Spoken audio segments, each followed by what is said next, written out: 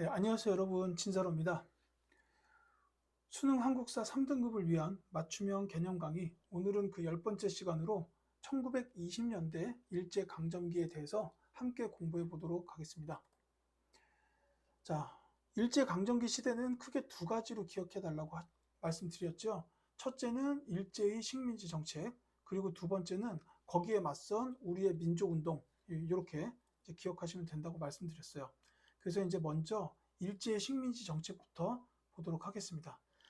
자, 3.1운동을 계기로 해서 일제의 식민지 정책이 20년대 들어서는 이른바 문화통치로 바뀌게 됩니다.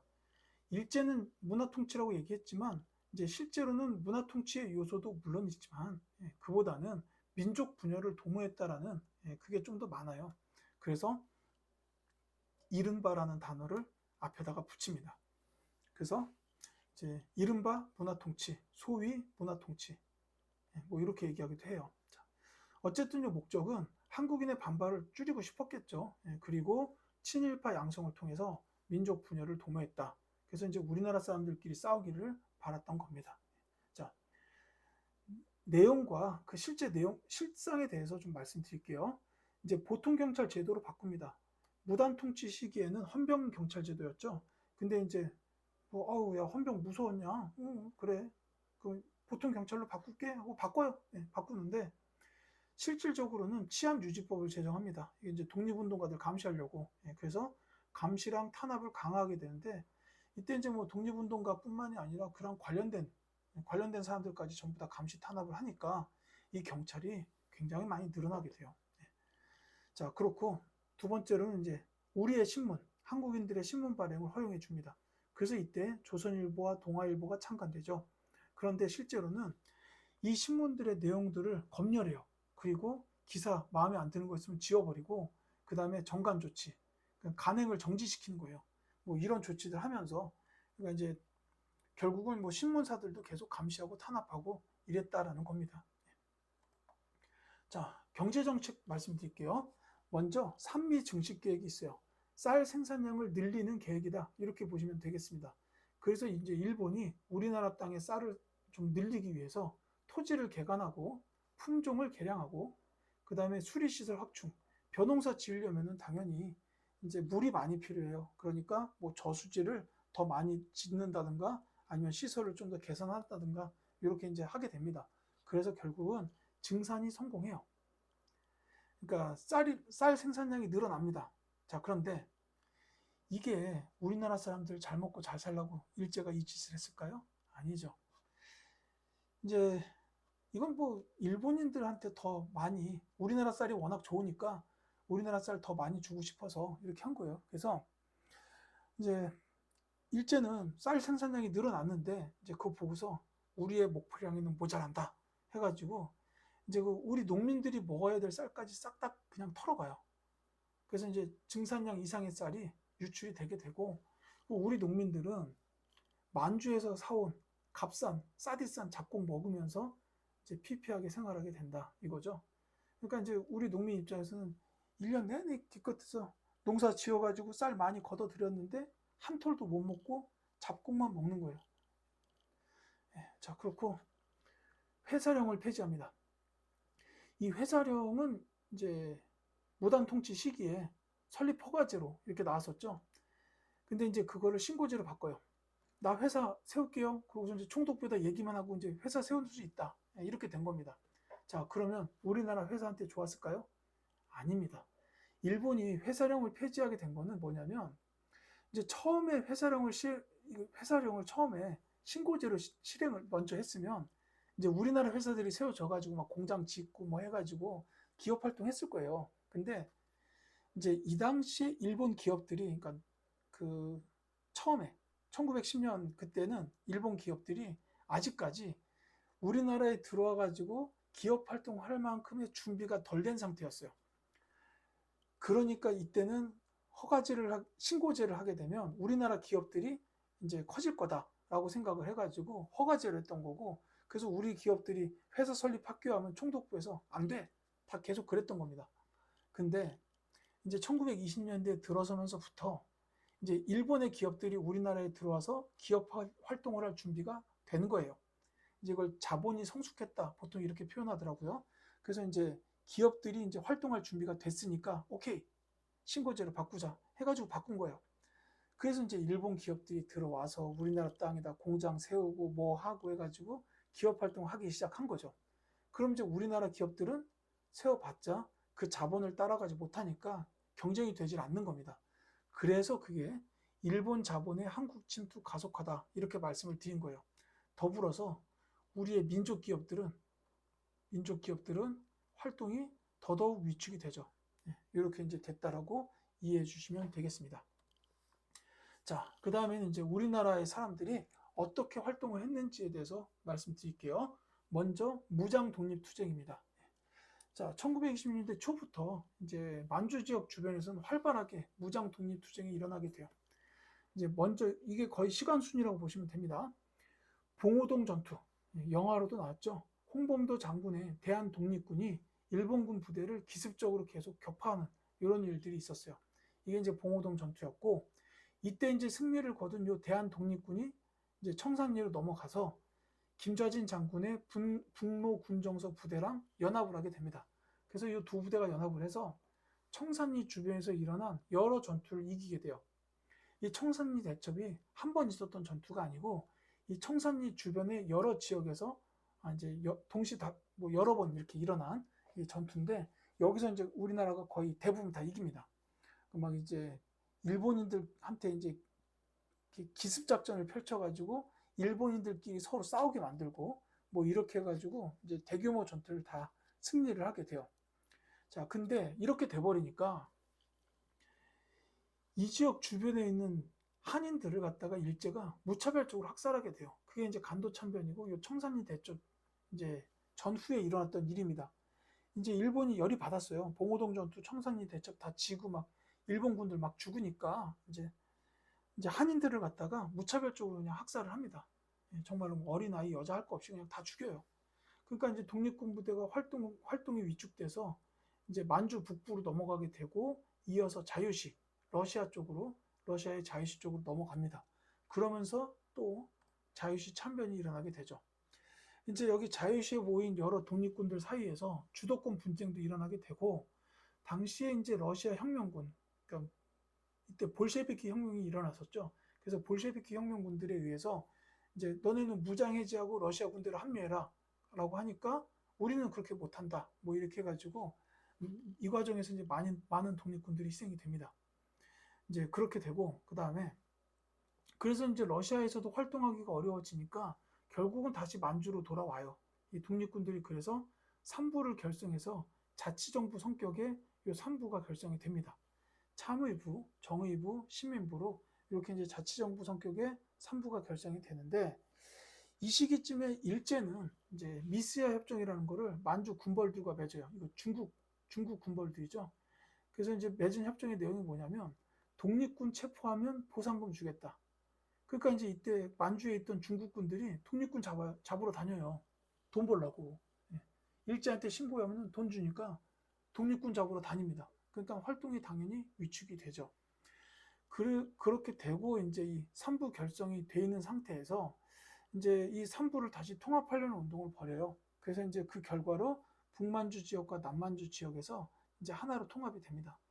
그래서 이제 북만주 지역의 혁신의회 이 군대는 나중에 한국독립당과 한국독립군이 되고요. 남만주 지역은 국민부로 통합이 되는데 이거는 나중에 들어서 조선혁명당과 조선혁명군이 됩니다. 이 두 부대는 1930년대에 들어서 중국과 연합해서 활동하게 됩니다. 그거는 이제 다음 시간 내용에 포함이 되어 있을 거예요. 자, 그 다음에 의열투쟁입니다. 이제 이건 주로 이제 의거 활동. 그러니까는 의롭게 이제 일본의 그 나쁜 놈들을 죽였다. 뭐 이런 투쟁이라고 이해하시면 되겠습니다. 의열투쟁을 한 단체로는 크게 두 개가 있는데 이 두 개는 다 기억하셔야 됩니다. 의열단과 한인애국단이 있어요. 자, 의열단은 3.1운동 직후에 만주에서 김원봉이 영화에도 나왔었죠. 나 밀양 사람 김원봉이요. 이 김원봉이 조직한 단체가 바로 의열단인데 여러 번 나왔죠. 영화에서 막 저기 그 밀정이었나요? 거기서 이제 이병헌 배우가 이제 이름은 다르지만 극중 이름은 다르지만 김원봉 역할을 하셨고 이랬던 일도 있었습니다. 키워드가 많아요.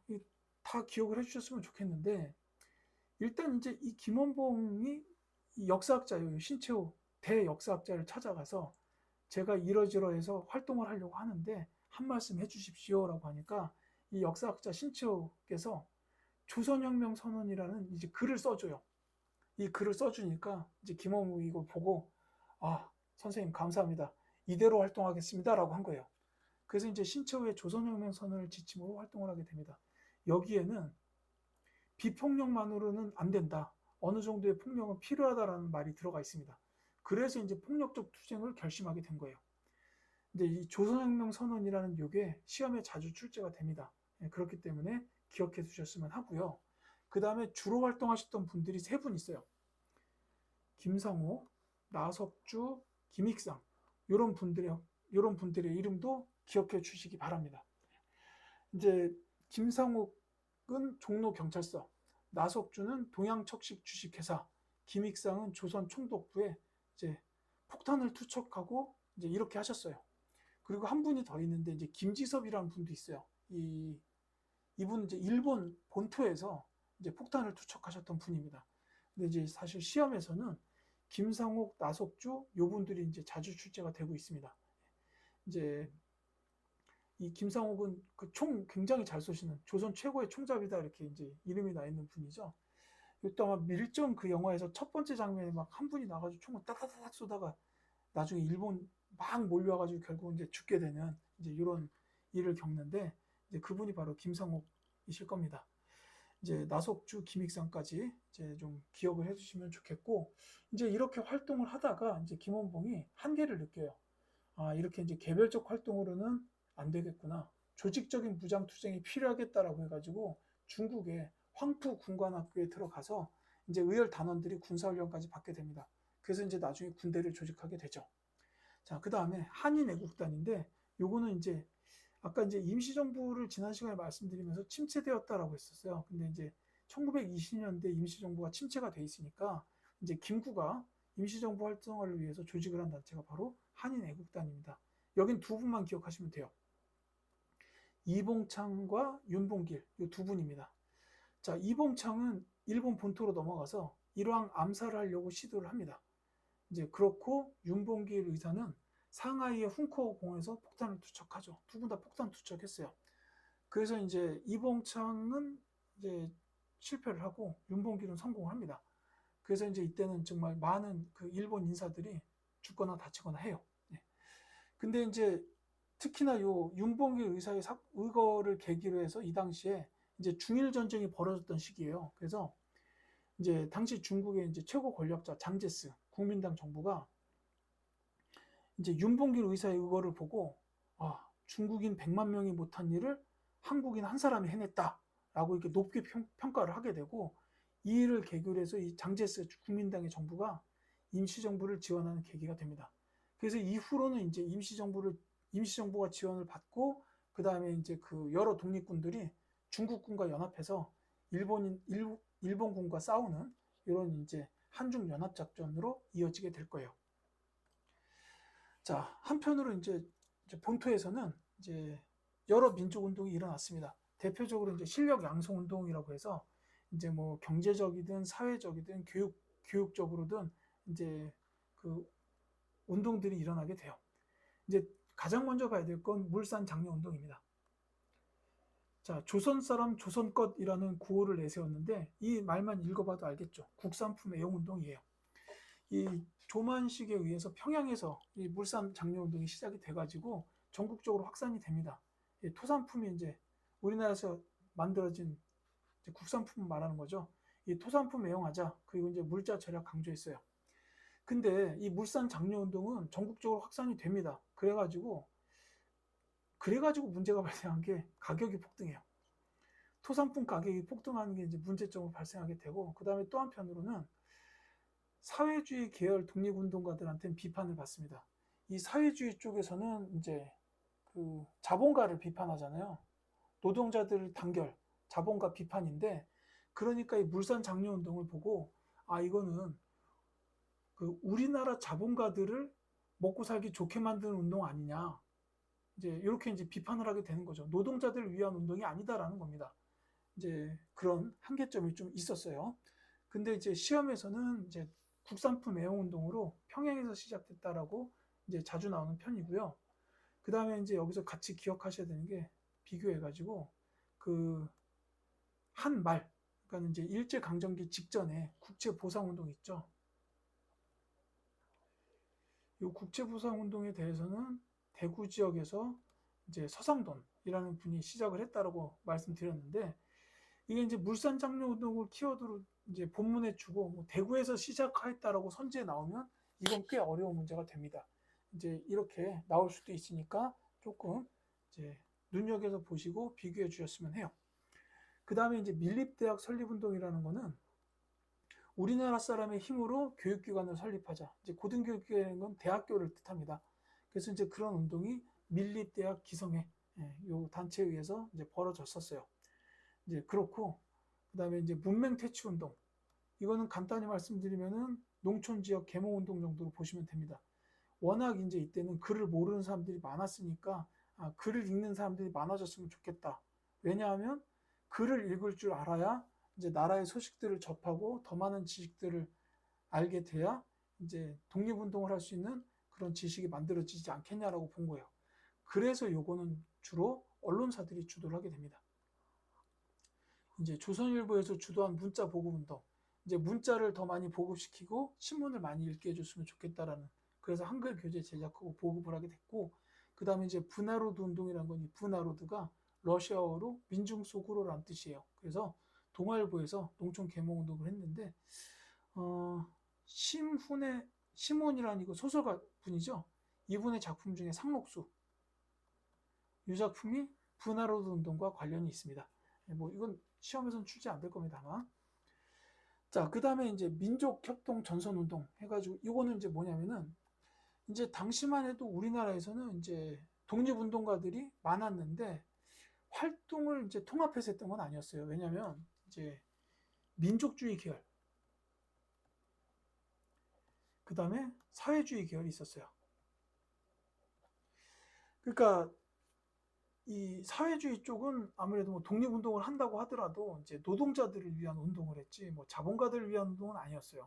그 이제 민족주의는 이제 아무래도 우리 민족을 더 중시했던 그런 쪽이죠. 그러니까 여기는 이제 민족 종교 지도자들 뭐 천도교나 대종교 이런 분들이 여기 많이 계셨습니다. 불교 운동도 불교 쪽도 계셨고 그래서 이제 요 두 세력은 같은 독립운동을 한다라고 하더라도 이렇게 융합되기가 어려운 상황이었는데 근데 이분들이 융합하는 계기가 이제 생겨요. 그 이제 그렇게 해서 벌인 운동을 우리가 이제 민족협동 전선운동이다라고 얘기하는 겁니다. 자, 근데 이게 60만세 운동, 이게 순종 장례일에 일어나게 되는데 이때 이제 이 사람들이 함께 학생들까지 해가지고 만세 시위를 계획을 하게 돼요. 다만 이게 일제한테 그 만세 운동 이전에 발각이 됩니다. 그래가지고 이 실제로 만세 시위에 나선 사람들은 학생들밖에 없었어요. 민족주의, 사회주의 쪽의 독립운동가들이 함께 좀 일본에 연행돼서 잡혀가니까 이제 공감대가 형성이 되기 시작해요. 그러면서 이제 60만세 운동에 의해서 결국은 민족협동 전선의 토대가 마련이 됩니다. 그리고 이제 학생들이 주도를 한 시위가 되다 보니까 항일 학생 운동이 성장을 하게 되는 그런 계기도 만들어지죠. 이게 이제 뒤로 가면은 광주 학생 항일 운동 바로 나옵니다. 여기를 이제 이어진다라고 보면 돼요. 자, 이러면서 이제 민족주의와 사회주의, 특히 비타협적 민족주의라는 것은 일제와 타협하지 않는다라는 이제 그 완강한 세력들이에요. 그리고 이제 사회주의도 뭐 좀 반대편인데 완강한 사람들이죠. 근데 이들이 드디어 연대를 모색하게 돼요.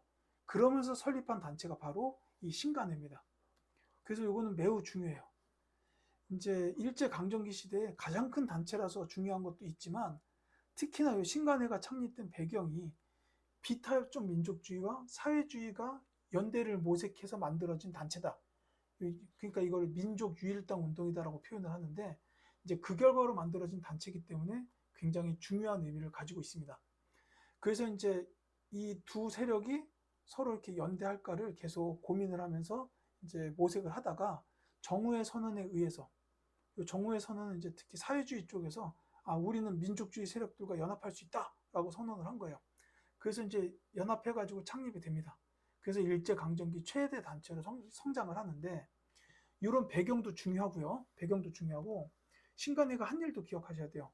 이제 먼저 강령, 이들이 이제 설립이 될 때의 강령, 특히나 이런 것들은 공고한 단결 이런 것도 물론 있겠지만, 기회주의를 일체 부인한다라는 말이 들어가요. 이 기회주의라는 게 들어간 거는 아마도 비타협적 민족주의 진영일 것 같아요. 이건 제 예상인데, 그 기회주의는 타협적 민족주의도 있었어요. 이제 비타협적 민족주의 말씀드렸는데, 타협적 민족주의자들도 있었어요. 이제 그들과는 다르다라는 이제 그런 얘기로 이해하시면 되는데, 이 키워드가 자주 나옵니다. 이게 이제 본문에서 뭔가 설명이 들어가고, 강령 중에 보면 기회주의를 일제 부인한다 들어가면 이 순간 신간회예요. 그리고 또 한 가지는 이 광주 학생 항일 운동에 이 신간회 조사관을 파견해요. 그리고서 이거를 전국적으로 확산을 시킵니다. 그러니까 신간회가 이거 조사를 해가지고 이 광주 학생 항일 운동을 전국적으로 이래서 벌어졌다라고 확산을 시키는데 아주 크게 기여를 하게 돼요. 이 정도는 기억하셔야 돼요. 그러니까 이 신간회는 다시 앞장 볼게요. 이 신간회는 비타협적 민족주의와 사회주의가 연대했다. 이게 중요하고, 그 다음에는 기회주의를 일체 부인한다는 강령, 그리고 광주 학생 항일 운동의 조사관을 파견하고 전국적으로 확산하는데 기여했다. 이렇게 기억하시면 되겠습니다. 이따가 마지막에 또 요약하면서 말씀드릴게요. 자, 그 다음에 광주 학생 항일 운동입니다. 이 광주 학생 항일 운동은 처음에 나주역에서 이제 그 열차에서 먼저 일본인 학생들이 한국인 여학생들을 되게 희롱을 해요. 막 머리 따놓고 있으니까 그 머리 잡아 당기고 막 이러면서 놀리고 이제 막 희롱을 합니다. 그러니까 이제 한국인 남학생들이겠죠. 그러지 마라. 뭐 이렇게 얘기했는데 이제 결국은 나주역에서 이 두 학생들끼리 이제 싸워요. 싸우는데 이제 경찰들이 와가지고 한국인 학생들만 탄압을 한 거예요. 그러니까 이 사실을 한 전라도 학생들이 이제 광주 학생들이 이제 시위를 벌입니다. 그러면서 이제 전국적으로 이게 확산이 된 거죠. 확산된 데 신간회가 크게 기여를 했다라는 겁니다. 자, 더불어서 이제 민족문화 수호운동도 있어요. 우리 문화를 지키기 위한 운동.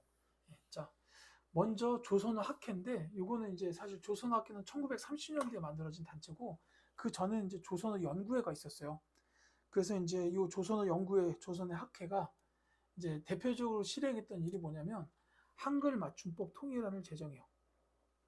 그 다음에 또 하나는 우리말 큰사전 편찬 사업을 추진합니다. 이러면서 이제 했던 일이 주로 우리말에 관해서 뭐 서울말, 경기말, 뭐 저기 경상도말, 전라도말, 뭐 저기 평안도말, 함경도말 이런 식으로 전국 지역 사투리를 다 모아요. 그건 이제 말모이라고 하는데 그 영화가 있죠. 근데 이제 그래서 다 모아가지고 이제 우리말 큰사전을 만들려고 사업을 추진했는데, 이게 1941년에 있었던 일 거예요. 조선어 학계 사건으로 이 사업이 이제 중단이 되고 이 조선 학계 사람들이 큰 타격을 입습니다. 그나마 그때 이제 말모이 만들어놨던 것들이 나중에 가서 이제 우리나라 광복되고 나서 6.25 전쟁 때인가 이제 서울역 쪽에서 발견이 돼요. 다행인 일이죠. 이제 이런 일이 있었고, 그 다음에 한국사 연구가 이제 특히 민족주의 사학자들 요 두 분 활발하게 이제 진행이 됐는데, 이 신채호 선생은 아까도 말씀드렸죠. 의열단에다가 조선혁명 선언을 써줬던 분입니다. 이제 이분의 저서 중에 뭐 조선사 연구초, 조선상고사 이런 것들이 있고, 그 다음에 이제 박은식 선생은 아까 이제 앞 시간에 말씀드렸던 임시정부 2대 대통령 분입니다. 이분의 저서 중에는 한국 통사가 있는데, 이 두 분의 이름하고 저서까지 기억해 두시면 좋긴 좋아요. 근데 이거 관련된 문제가 출제되면은 좀 고난도 문제라고 보시면 되거든요. 그러니까 이제 이 강의가 3등급 목표 강의이기 때문에 요거까지 기억하시라고 말씀드리긴 좀 어려울 것 같긴 합니다. 근데 어쨌든 나오면 혹시 기억이 나면 민족주의 사학이다라고 이렇게 알고 계시면 되겠다라는 거예요. 물론 이제 일제 역사 왜곡 시도는 이때부터 있었습니다. 식민사관 뭐 이런 거 유포하고요. 그 다음에 이제 조선사 편수회라는 단체를 만들어서 이제 일제가 조선을 식민 통치하는 거는 정당한 일이다라고 계속 이것도 그런 거잖아요. 이제 그걸 계속 시도를 하게 된다라는 거죠. 네. 자, 그 다음에 이제 계층별 사회운동이 벌어지는데 뭐 농민운동, 노동운동, 그 다음에 소년운동, 여성운동 있었고 형평운동 있었고 이렇습니다. 이제 이 중에서 기억해야 될 키워드가 말이 자꾸 꼬이네요. 미안합니다. 기억해야 될 키워드가 몇 가지 있어요. 이제 농민운동은 암태도 소작쟁이라고 있어요. 이 암태도는 지금은 이제 다리가 뚫려가지고 이제 차로 이렇게 갈 수가 있지만 당시엔 섬이었어요. 이게 이제 신안군 앞바다에 있어요. 목포에서 가깝습니다.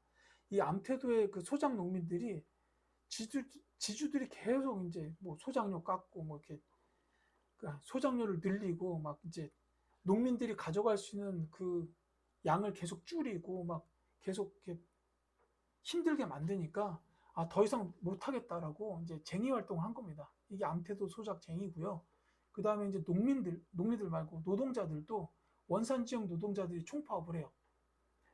그래서 이제 이때도 이제 먹고 살기 힘들게 자꾸 어려워지니까 총파업을 합니다.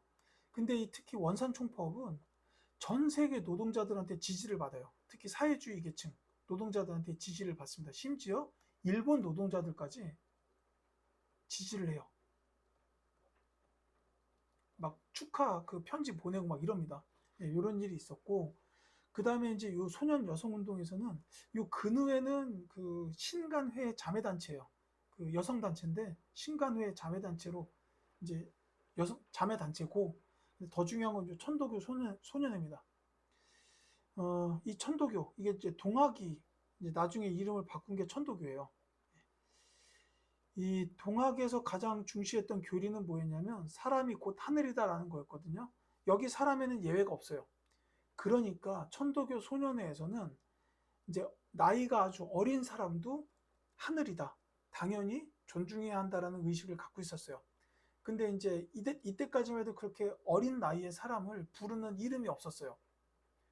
뭐 젊은이, 늙은이, 뭐 어르신, 뭐 이런 식으로 이제 다른 나이 계층에는 맞는 이름들이 있었는데 나이가 어린 이런 사람들에 대한 이름은 별도로 없어서 맨날 아이놈 이렇게 불렀단 말이에요. 그러니까 이제 이 천도교 소년의 이 방정환 선생께서 어린이라는 이름을 만든 거예요. 그러면서 이거를 기리기 위해서 어린이날까지 제정을 하셨습니다. 지금 우리가 쉬는 그 어린이날 5월 5일이 바로 천도교 소년의 이 소파 방정환 선생께서 만드신 날이에요. 그래서 이 어린이를 굉장히 중요시했던 분이다. 이렇게 기억해 두시면 되겠습니다. 시험에서도 여러 번 출제된 적이 있어요. 그래서 말씀드리는 거고, 그 다음에 또 하나는 형평운동. 사실 이 형평은 저울, 양팔 저울 같은 걸 뜻하는데, 이게 이제 그 백정에 대한 사회적 차별이 있어서 그 신분해방운동으로 나온 거예요. 백정의 신분해방운동이 형평운동이고, 이게 이제 그래서 진주에서 이제 조선 형평사가 결성이 됐다라는 겁니다. 이제 형평이라는 단어가 나오면은 백정에 대한 사회적 차별 철폐 운동이다. 이렇게 이해해 주시면 되겠습니다. 자, 내용들이 많습니다. 오늘 배운 내용들이 굉장히 많은데 이게 1920년대가 시험에서 자주 등장하기 때문이에요. 이제 그때 이제 뭐 일제 정책도 좀 많고 우리나라에서 사람들이 했던 일들, 특히 국외에서도 많고 막 이렇습니다. 그래서 오늘의 핵심 내용도 굉장히 많은 거죠. 네. 자, 1920년대 일제는 이른바 문화통치를 시행을 했는데 이게 민족 분열 통치라는 것도 기억을 하셔야 돼요. 그 다음에 이제 산미 증식 계획. 근데 이제 이것 때문에 생산량은 늘었지만 우리나라 농민들은 더 힘들어졌다. 그 다음에 회사량을 폐지해가지고 신고제로 만들었는데 그래도 우리나라 기업들은 활동하기 어려웠다. 이렇게 이해하시면 되겠고요. 자, 그 다음에 이제 이 만주 지역 독립군들의 그 활동은 흐름으로 좀 이해해 주셨으면 좋겠어요. 봉오동 전투, 청산리 대첩, 그 다음에 이제 간도 참변과 좌이슈 참변으로 좌절하게 되고 이후에는 삼부를 결성하게 된다 정도로 이렇게 알아두시면 되겠고, 이제 미스야 협정이 나오게 되면 미스야 협정, 이게 나오면 조금 어려운 문제가 되긴 할 겁니다. 그래서 제가 이제 내용에 넣지는 않았죠. 근데 이제 이 봉오동 전투는 이제 홍범도 장군의 대한 독립군, 그 다음에 청산리 대첩은 그 대한 독립군과 함께 김좌진 장군의 북로 군정서까지도 알아주셨으면 좋겠어요. 이제 그 다음에 의열단. 자, 의열단은 이 김원봉이 조직을 했다라고 했고 조선혁명선언을 지침으로 삼았다고 했죠. 그 다음에 김상옥, 나석주, 김익상 이런 분들이 전부 다 활동하신 분들입니다. 이 이름들 다 기억하셔야 돼요. 이제 김원봉, 김상옥, 나석주, 김익상 이런 분들 기억해 주시기 바랍니다. 물론 조선혁명선언도 기억하셔야 돼요. 그리고 이제 한인애국단도요. 조직하신 분은 김구, 그 다음에 이봉창, 윤봉길 두 분이 활동하셨다. 요거 이제 기억해 주시기 바랍니다. 그리고 이제 물산 장려운동의 경우에는 평양에서 시작되었다 알아두시면 되겠고, 이제 물산 장려니까 이제 토산품 애용 및 절약운동이다. 이렇게 알아주시면 좋겠는데, 요거는 VS라고 하면 안 되죠. 이게 CF라고 쓰는 게 맞겠죠. 비교할 대상이 국채보상운동이에요. 국채보상운동. 자, 그 다음에 요 60만세운동 여기 써 있는데, 이거 순종 장례일 때 일어났다라고 돼 있죠. 자, 고종 장례일 때도 일어난 게 있죠. 그건 3.1운동입니다. 이거 구분하셔야 하고요. 그 다음에 이제 60만세 운동에 대해서는 항일 학생운동이다도 물론 중요하겠지만, 이게 비타협정 민족주의와 사회주의가 연합하게 되는 계기가 된 운동이에요. 그러니까 이제 민족 유일당 운동이 벌어지게 된 계기가 되었다. 이제 이렇게도 이해해 주셨으면 좋겠어요. 그러니까 흐름상 60만세 운동이 있었고, 그게 이제 신간의 창립으로 이어진다라는 겁니다. 이 신간회는 이제 이 비타협정 민족주의와 사회주의의 연합단체다. 이제 이렇게 이제 민족 유일당 운동으로 연합했다라는 거고, 기회주의를 일체 부인한다라는 이 강령도 기억해 주시면 좋겠습니다. 그리고 또 한 가지는 광주학생운동에 조사관을 파견하고 이걸 이제 전국적으로 확산시키는데 크게 기여했다라는 거, 이렇게 이제 꼭 기억해 주셨으면 좋겠어요. 자, 그 다음에 조선어 학회, 한글 맞춤법 통일안하고, 그 다음에 우리말 큰사전 편찬을 추진했다. 그리고 이제 민족주의 사학자 신채호와 박은식 두 분은 기억해 주시기 바라고요.